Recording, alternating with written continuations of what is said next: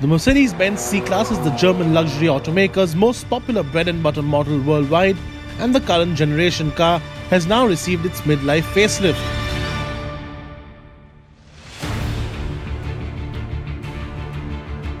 First things first, the visual updates on the new C-Class aren't as extensive as some of the updates that the previous generations got. This means that the headlamps and tail lamps remain pretty much the same but get a major tech upgrade. You now get LED lights as standard on all models, and the ones we had on the C200 look almost alien-like. Very cool. You also get updated tail lamps, new sportier bumpers, and of course a new set of wheels.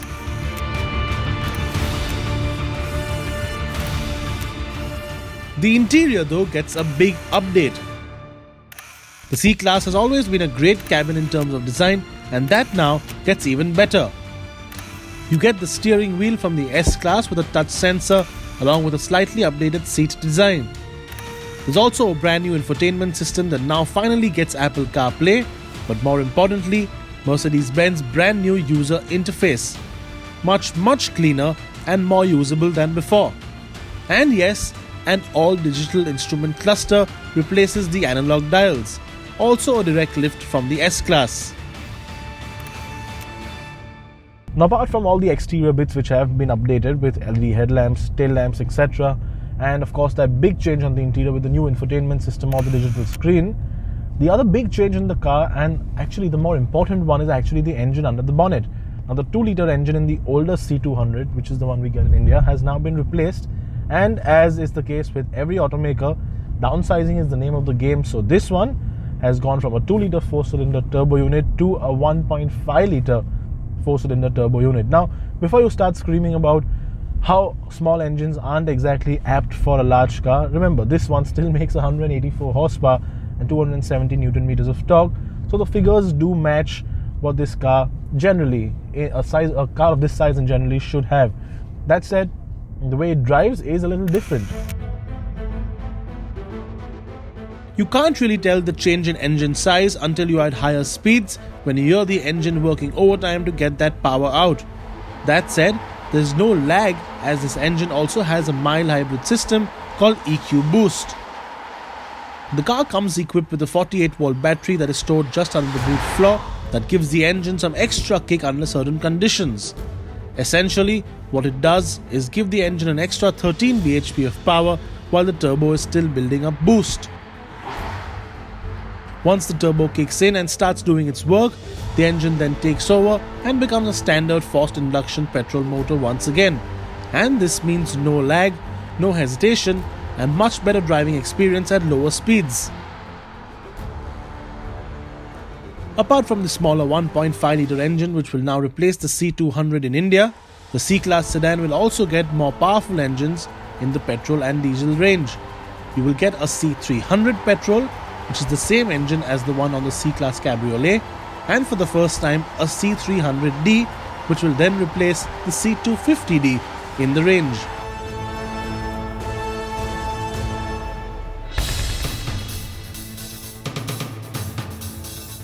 But it's not just the regular C-Class that's gone through a whole bunch of upgrades, it's also the other one that we get in India, the C43. Now, there are a few certain differences between the normal car and the C43. Prime, of course, is the new headlamp cluster. While the C-Class, the standard C-Class headlamps now, the LED ones, look really cool. They almost look alien in a way. These ones are actually much nicer. So you have a whole bunch more technology packed into that little cluster. There, you've got cornering lights, etc. A lot more technology, though they look a lot simpler. In fact, they look almost similar to the older ones. Moving on, you have a new bumper, new diffuser on the bottom, a little more aggressive in terms of design. New wheels also, of course, on a facelift. And then you go around the back, you have the big change on the C43. Most people actually thought the C43 didn't look a lot different from the standard car, especially if you had the AMG package on it. This one now, the new one, does.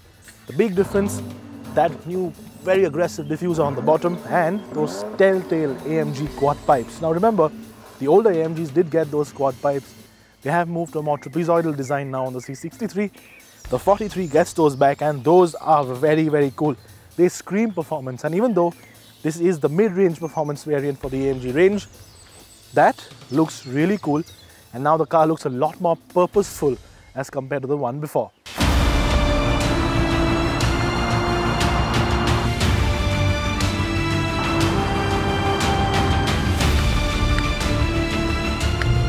Now the updates on the C43 aren't just on the outside with the new headlamps, tail lamps and wheels, etc., and on the inside with this new infotainment screen, digital screen on the instrument cluster. There's actually much more. The Germans have done what they do best, added a little bit more power to that engine up front. Now it's still the same 3-litre V6 bi-turbo engine and it still has all-wheel drive, but now with 390 horsepower, which is a good increase of power from the previous generation. It is a little bit more responsive, it is a little bit more powerful, and it actually is a little bit faster. So 0 to 100 gets disposed of in about 4.6 seconds, and it is limited electronically to 250 kilometers an hour, which you can do all day long on the German autobahns like we've been doing today, and then hit the countryside, use that all-wheel drive to its max, and even on these twisty backcountry roads in Germany, you still feel like a rally driver. This car is as usable as it ever was, and now it's even better. It is by far the nicest all-round AMG that you can buy, of course, without having that incredible V8 engine that the 63s have. So there you have it. More power from the AMGs, more efficiency from the standard car, and a much better package all around. Expect the launch of the new C-Class facelift in the next few months and prices to increase ever so slightly as compared to the lineup it will replace.